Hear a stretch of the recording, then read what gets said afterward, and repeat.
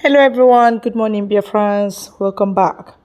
We have come to update you something happened. A shocking reply from Israel to Shettima and his nasty statement. When they are deceiving themselves, trying to Islamize the world, they don't know that they cannot achieve it. He went to UN. He was so much concerned about the welfare of Palestine. Say they should grant them freedom. They should separate them from those that are oppressing them. That they also have gotten their freedom. What about the people they are suppressing here in Africa? In Nigeria, precisely, the Biafrans. And we've been clamoring. Look at Mazi Nnamdi Kanu is in dungeon. We've been clamoring, shouting that they should conduct referendum so that we will have freedom and they will have their own freedom. They refused. Now he jumped to UN to start saying the same thing on behalf of other people because of his selfish interests. Well, shockingly, Israel replied to his nasty and stupid statements. I want you to hear from the horse's mouth. That is the Prime Minister of Israel. He is the one addressing what Shettima said. Now listen. By many of the speakers at this podium, I decided to come here and set the record straight.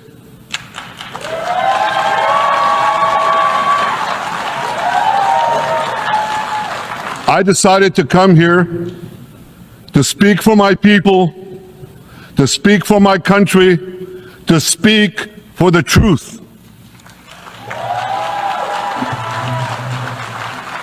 And here's the truth. Israel seeks peace. Israel yearns for peace.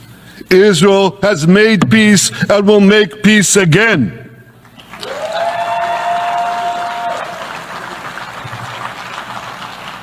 Yet we face savage enemies who seek our annihilation, and we must defend ourselves against these savage murderers.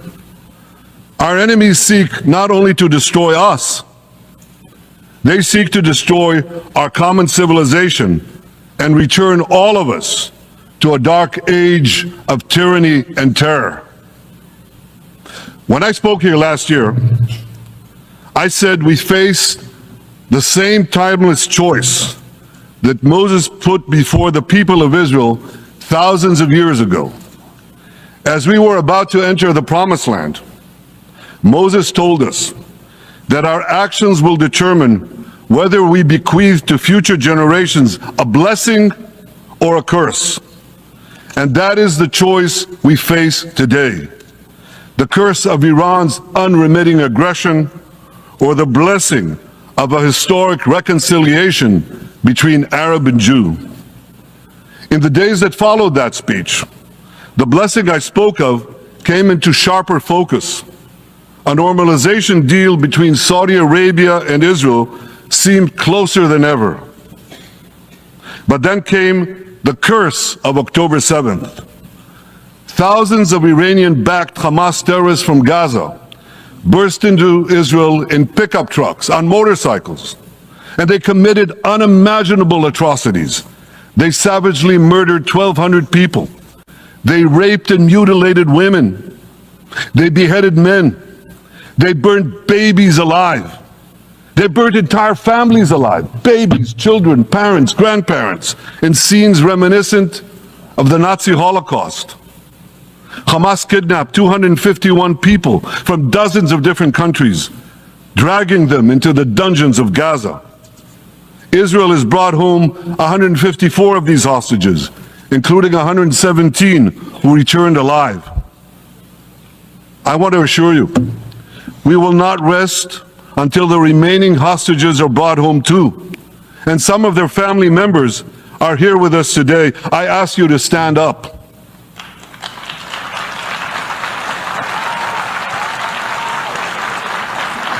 With us is Eli Stevie, whose son Idan was abducted from the Nova Music Festival. That was his crime. A music festival. And these murderous monsters took him. Kobe Smirno, whose son Jonathan was murdered, and his corpse was taken into the dungeons, into the terror tunnels of Gaza. A corpse held hostage. Salim al-Atrash, whose brother Muhammad, a brave Arab Israeli soldier, was murdered. His body too was taken to Gaza. And so was the body of Ifat Hyman's daughter in Bar, who was brutally murdered at that same music festival. With us is Sharon Sharabi, whose brother Yossi was murdered, and who prays for his older brother Eli, who is still held hostage in Gaza. And with us too is Izhar Lifsich from Kibbutz Nir Oz, a kibbutz that was wiped out by the terrorists. Thankfully, we achieved the release of his mother Yocheved, but his father Oded is still languishing in an underground terrorist hell of Hamas. I again promise you, we will return your loved ones home. We will not spare that effort until this holy mission is accomplished.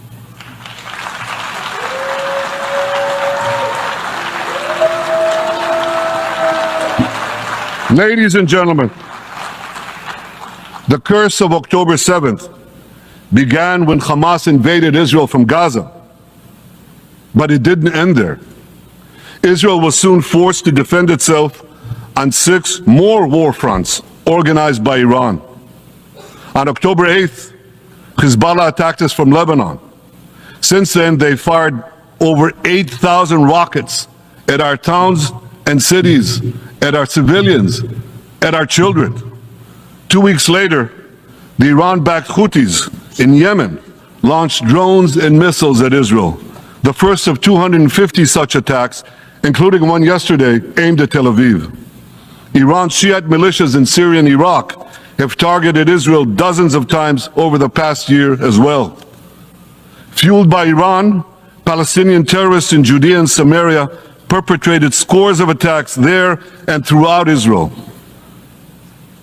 And last April, for the first time ever, Iran directly attacked Israel from its own territory, firing 300 drones, cruise missiles, and ballistic missiles at us. I have a message for the tyrants of Tehran. If you strike us, we will strike you. There is no place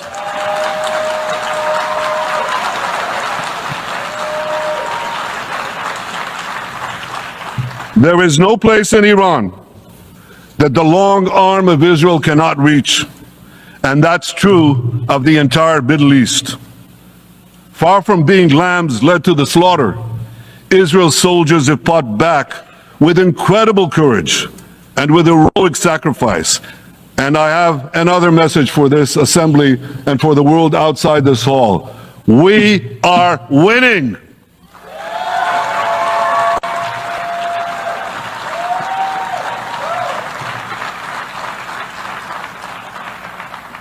Ladies and gentlemen, as Israel defends itself against Iran in the seven-front war, the line separating the blessing and the curse could not be more clear. This is the map I presented here last year. It's a map of a blessing. It shows Israel and its Arab partners forming a land bridge connecting Asia and Europe between the Indian Ocean and the Mediterranean Sea. Across this bridge, we will lay rail lines, energy pipelines, fiber optic cables, and this will serve the betterment of 2 billion people. Now look at this second map. It's a map. Look at the second map. It's a map of a curse. It's a map of an arc of terror that Iran has created and imposed from the Indian Ocean to the Mediterranean. Iran's malignant arc has shut down international waterways. It cuts off trade. It destroys millions, destroys nations from within, and inflicts misery on millions. On the one hand, a bright blessing a future of hope. On the other hand, a dark future of despair. And if you think this dark map is only a curse for Israel, if you think that, then you should think again.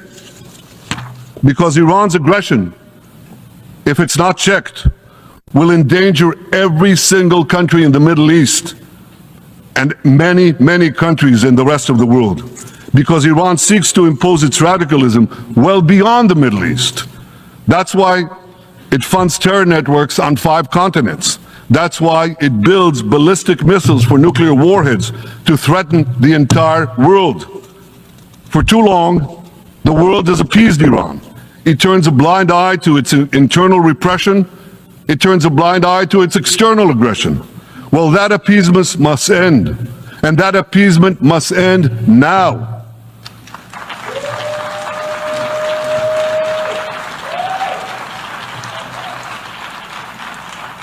Nations of the world should support the brave people of Iran who want to rid themselves of this evil regime. Responsible governments should not only support Israel in rolling back Iran's aggression, they should join Israel. They should join Israel in stopping Iran's nuclear weapons program. In this body, in the Security Council, we're going to have a deliberation in a few months. And I call on the Security Council to snap back UN Security Council sanctions against Iran, because we must all do everything in our power to ensure that Iran never gets nuclear weapons.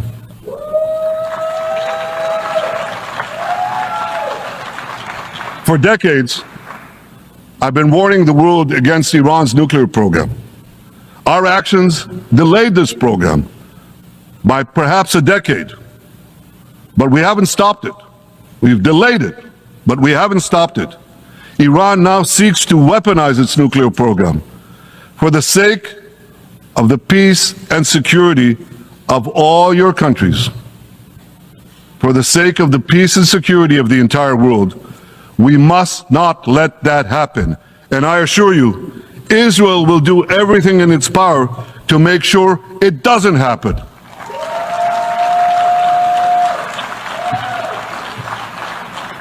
So, ladies and gentlemen, the question before us is simple. Which of these 2 maps that I showed you will shape our future? Will it be the blessings of peace and prosperity for Israel, our Arab partners, and the rest of the world? Or will it be the curse in which Iran and its proxies spread carnage and chaos everywhere? Israel has already made its choice. We've decided to advance the blessing. We're building a partnership for peace with our Arab neighbors while fighting the forces of terror that threaten that peace.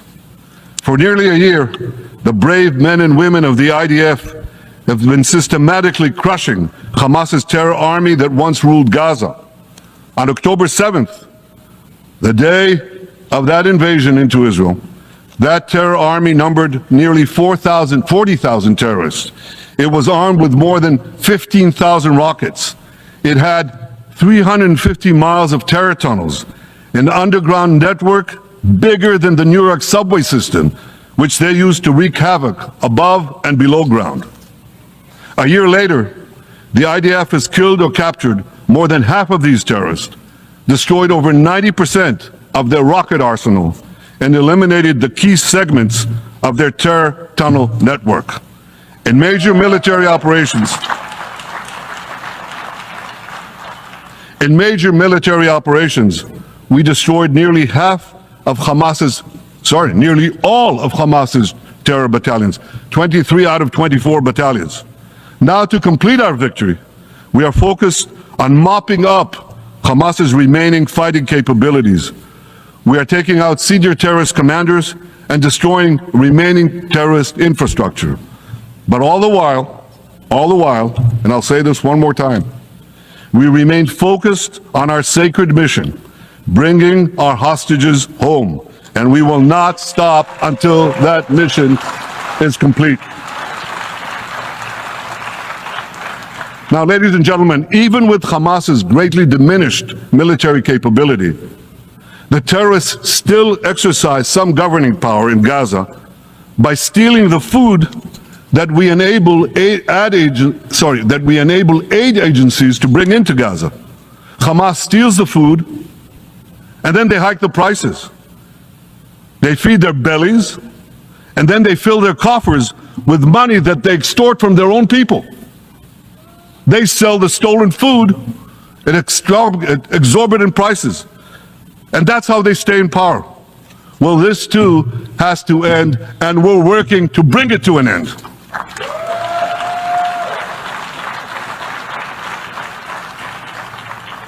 And the reason is simple.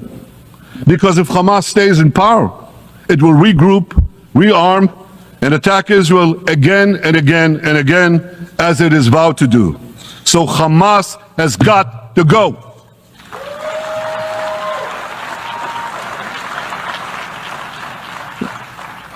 Just imagine, for those who say, well, Hamas has to stay, it has to be part of a post-war Gaza, imagine in a post-war situation in World War II, imagine allowing the defeated Nazis in 1945 to rebuild Germany. It's inconceivable, it's ridiculous. It didn't happen then, it's not going to happen now.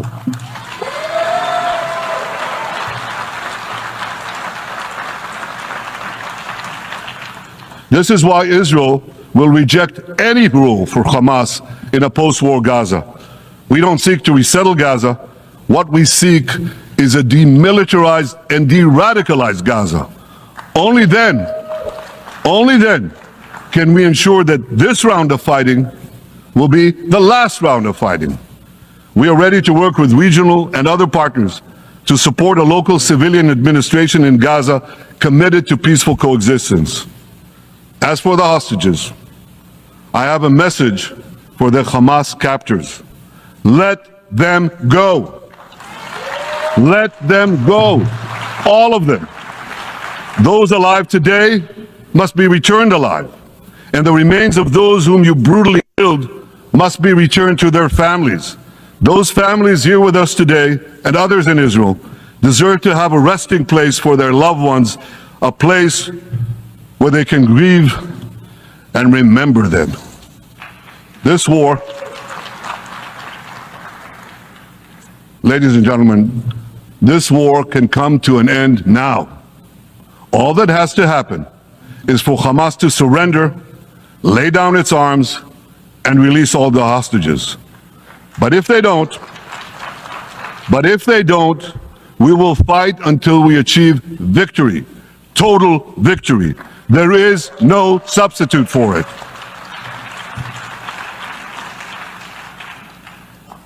Israel must also defeat Hezbollah in Lebanon. Hezbollah is the quintessential terror organization in the world today. It has tentacles that span in all continents. It has murdered more Americans and more Frenchmen than any group except bin Laden. It's murdered the citizens of many countries represented in this room. And it has attacked Israel viciously over the last 20 years. In the last year, completely unprovoked. A day after the Hamas massacre, on October 7th, Hezbollah began attacks against Israel, which forced more than 60,000 Israelis on our northern border to leave their homes, becoming refugees in their own land. Hezbollah turned vibrant towns in the north of Israel into ghost towns. So I want you to think about this in equivalent American terms.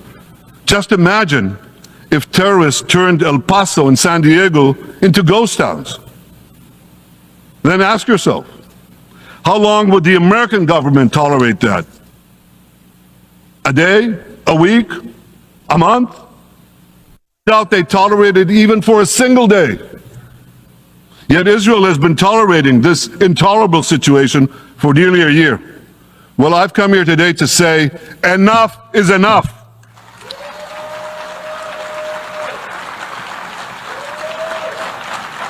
We won't rest until our citizens can return safely to their homes. We will not accept a terror army perched on our northern border, able to perpetrate another October 7th style massacre. For 18 years, Hezbollah brazenly refused to implement UN Security Council Resolution 1701, which requires it to move its forces away from our borders. Instead, Hezbollah moved right up to our border. They secretly dug terror tunnels to infiltrate our communities and indiscriminately fired thousands of rockets into our towns and villages. They fire these rockets and missiles not from military sites, not from that. They do that too. But they fire those rockets and missiles after they place them in schools, in hospitals, in apartment buildings, and in the private homes of the citizens of Lebanon. They endanger their own people. They put a missile in every kitchen, a rocket in every garage. I said to the people of Lebanon this week, get out of the death trap that Hezbollah has put you in. Don't let Nasrallah drag Lebanon into the abyss. We're not at war with you. We're at war with Hezbollah, which has hijacked your country and threatens to destroy ours. As long as Hezbollah chooses the path of war, Israel has no choice, and Israel has every right to remove this threat and return our citizens to their homes safely. And that's exactly what we're doing.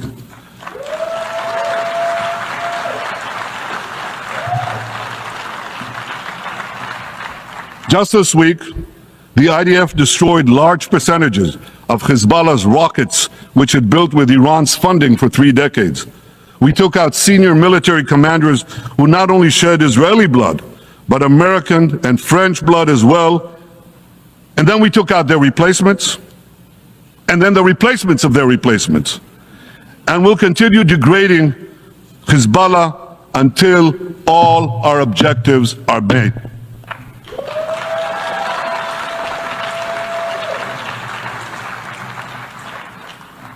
Ladies and gentlemen, we're committed to removing the curse of terrorism that threatens all civilized societies. But to truly realize the blessing of a new Middle East, we must continue the path we paved with the Abraham Accords 4 years ago. Above all, this means achieving a historic peace agreement between Israel and Saudi Arabia.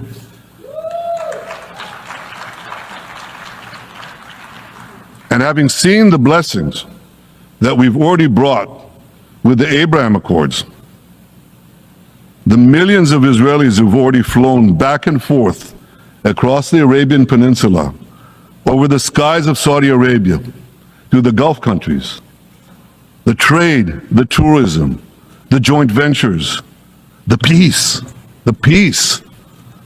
I'd say to you, what blessings such a peace with Saudi Arabia would bring. It would be a boon to the security and economy of our two countries. It would boost trade and tourism across the region. It would help transform the Middle East into a global juggernaut. Our two countries could cooperate on energy, water, agriculture, artificial intelligence, and many, many other fields. Such a peace, I'm sure, would be a true pivot of history. It would usher in a historic reconciliation between the Arab world and Israel, between Islam and Judaism, between Mecca and Jerusalem. While Israel is committed to achieving such a peace, Iran and its terror proxies are committed to scuttling it. That's why one of the best ways to foil Iran's nefarious designs is to achieve the peace. Such a peace would be the foundation for an even broader Abrahamic alliance. And that alliance would include the United States, Israel's current Arab peace partners, Saudi Arabia, and others who choose the blessing of peace. It would advance security and prosperity across the Middle East and bring enormous benefits to the rest of the world. With American support and leadership, I believe this vision can materialize, and much sooner than people think. And as the Prime Minister of Israel, I will do everything in my power to make it happen. This is an opportunity that we and the world should not let go by.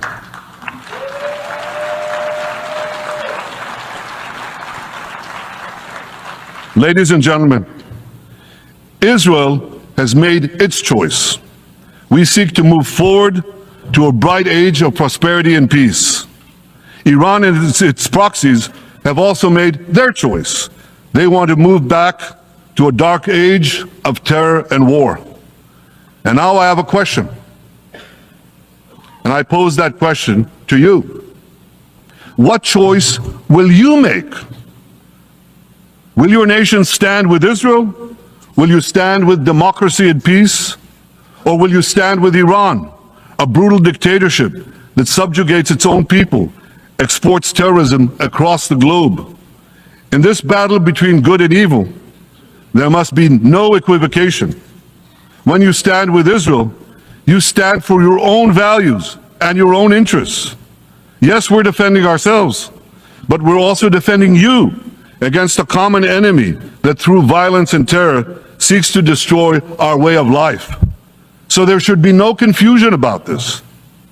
But unfortunately, there is a lot of it in many countries and in this very hall, as I've just heard. Good is portrayed as evil, and evil is portrayed as good. We see this moral confusion when Israel is falsely accused of genocide, when we defend ourselves against enemies who try to commit genocide against us. We see this too when Israel is absurdly accused by the ICC prosecutor of deliberately starving Palestinians in Gaza. What an absurdity! We bring in 700,000 tons of food into Gaza. That's more than 3,000 calories a day for every man, woman, and child in Gaza. We see this moral confusion when Israel is falsely accused of deliberately targeting civilians. We don't want to see a single person, a single innocent person die. That's always a tragedy. And that's why we do so much to minimize civilian casualties, even as our enemies use civilians as human shields.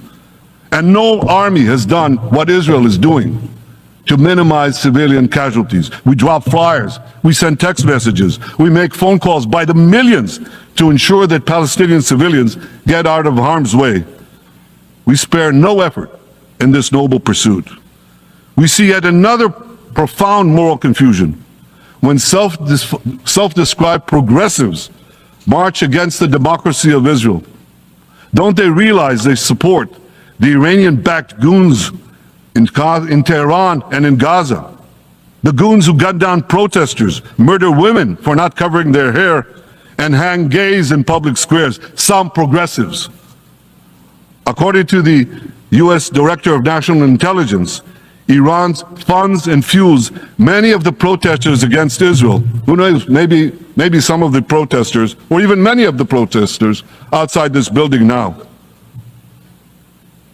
Ladies and gentlemen, King Solomon, who reigned in our eternal capital Jerusalem 3,000 years ago, proclaimed something that is familiar to all of you.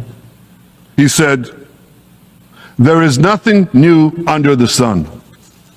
Well, in an age of space travel, quantum physics, and artificial intelligence, some would argue that's a debatable statement. But one thing is undeniable. There is definitely nothing new at the United Nations.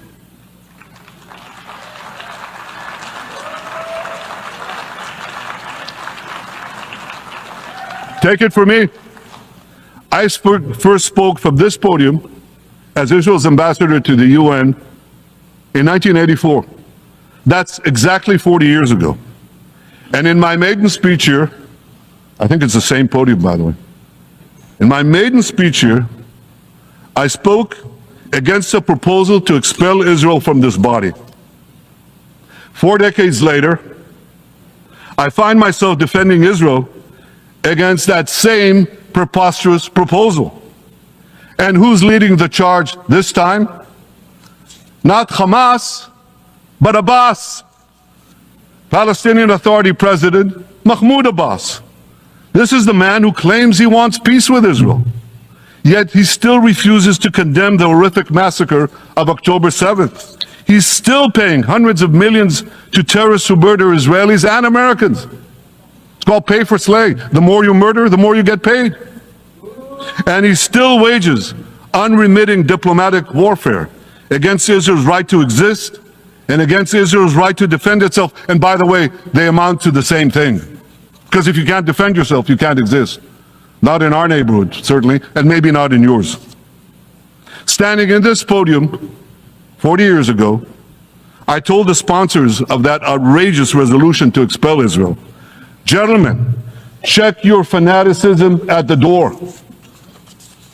Today, I tell President Abbas and all of you who would shamefully support that resolution, check your fanaticism at the door. The singling out of the one and only Jewish state continues to be a moral stain on the United Nations. It has made this once respected institution contemptible in the eyes of decent people everywhere. But for the Palestinians, this UN House of Doctrine. Now can you see? You see what we are saying? Yes, Ohananu Oluai. Freedom is coming, is hopping, and is jumping. It's coming our way very fast. We accept it with everything in us. From beginning to the end, from the youngest person to the oldest person of Biafra, we accept the freedom of Biafra. And it must come. So shall it be. We must be free. All right? I want you to please stay glued, like, share, and subscribe to this very good channel. God bless you all.